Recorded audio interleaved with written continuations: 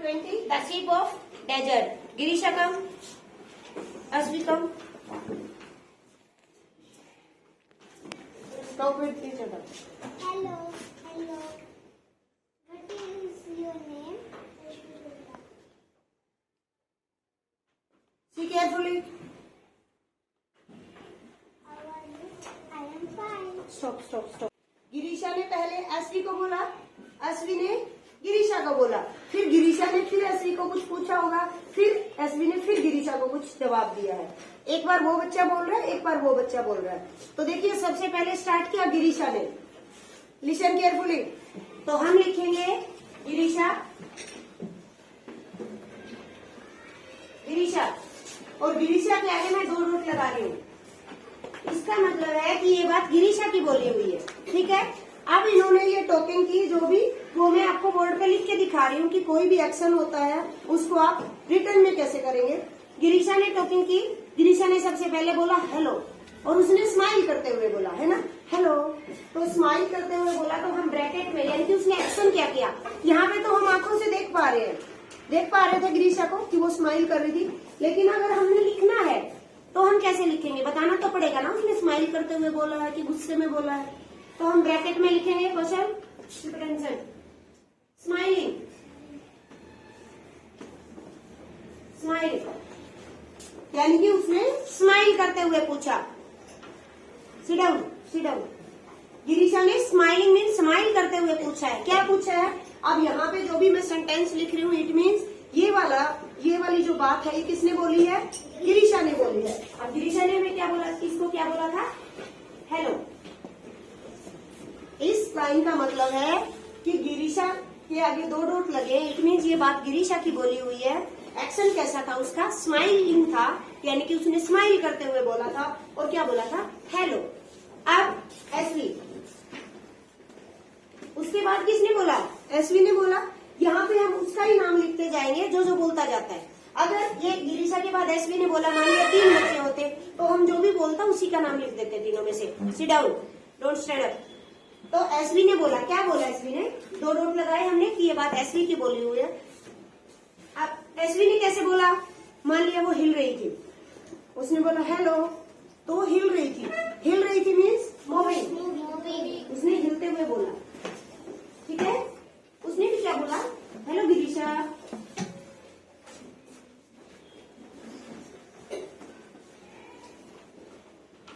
Got it? Any query? SV ने 2 dot लगाए, इसका मतलब ये बात एसवी की बोली हुई है। ब्रैकेट में लिखा है, इसका मतलब ये उसने एक्शन था उसका, यानी कि वो हिल रही थी, ऐसे बोला उसने हेलो गिरीशा।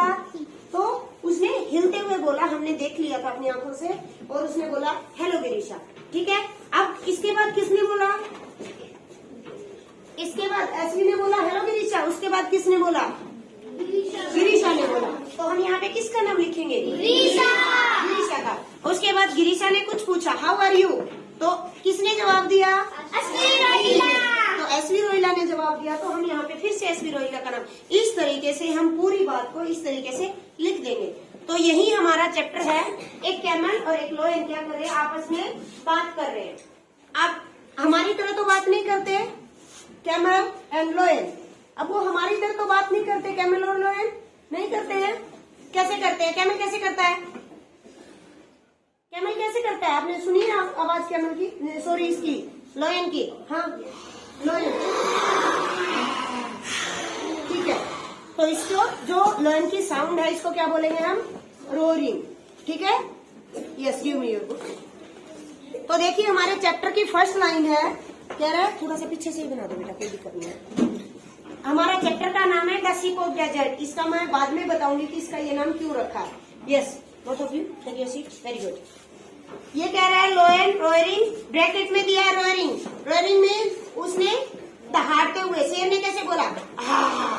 ऐसे ही तो करता है शेर, हमारी तरह तो बोलेगा नहीं, हाँ भाई उठ कैसे हो, नहीं बोलता ऐसे, अपनी उनकी लैंग्वेज होती है। तो लोयन ने रोयरिंग यानी कि दहाड़ते हुए पूछा, हु आर यू? तुम कौन हो? देखिए शेर है यहाँ पर वो बैठा खड़ा था, शेर आया, उसने पूछा how are you, who are you, तुम कौन हो? अब देखिए कैमल को दिखाई नहीं दे रहा क्योंकि कैमल क्या है? हाइट में ऊंचा है इससे, तो इसको पता ही नहीं था, ये अपने ख्यालों में खोया हुआ था। अब आया कैमल, तो अब कह रहा देखिए camel looking down at the lion, क्या मतलब हुआ इसका? हेनिस ब्रैकेट में दिया है, इट मीन ये एक्शन है, क्या मतलब है इसका? Very good. कैमल क्योंकि देखिए मैंने बताया वो अपने ख्यालों में कुछ सोच रहा था क्या कर रहा है आज, तो उसको पता ही नहीं था लोयन नीचे से शेर आ गया है। अब कैमल ने क्या किया, नीचे देखा, देखेगा ना नीचे, कोई आपको एकदम से आके, मान लिया मैं पढ़ा रही हूँ, एकदम से छोटा बच्चा आ जाता है हमारे पास और वो मेरे को कुछ बोलता है, तो मैं क्या करूंगी? ऐसे पलट करके देखूंगी उसकी तरफ। तो मैंने क्या किया, मैं पलटी और मैंने नीचे की तरफ उसकी तरफ देखा। हाँ, तो क्या हुआ, इसको भी हम यही लिखेंगे, मैंने टर्न किया और मैंने उसकी तरफ देखा। तो ऐसे ही कैमल क्या कर रहा था, कैमल अपनी मस्ती में मस्त था। उसने जब शेर ने पूछा हु आर यू, तुम कौन हो, तो कैमल ने उसकी तरफ देखा। Looking down at the lion, शेर की तरफ देखते हुए उसने क्या बोला, I am the ship of desert, मैं रेगिस्तान का जहाज हूँ। जहाज समझते हैं, जो पानी में चलता है, शिप जहाज समझते हैं ना, जो पानी में चलता है। वहाँ पे आप मीन्स ऑफ ट्रांसपोर्ट में उसकी पिक्चर्स भी देख पा रहे हैं। पानी में चलने वाला जो जहाज होता है उसको हम बोलते हैं शिप। उसने बोला मैं रेगिस्तान का जहाज हूँ। आपने देखा है कभी बालू रेत में रेगिस्तान में जहाज चलते हुए? जहाज देखा है? किस किस ने देखा है? कैसे, कब देखा था, कैसे चल रहा था, कैसा था? बहुत बड़ा सा एक जहाज था। अच्छा, कहाँ चल रहा था वो? रेगिस्तान क्या होता है? Very good. रेगिस्तान मतलब जो यहाँ पे बहुत सारी मिट्टी होती है, yes. पानी की भी बहुत कमी होती है।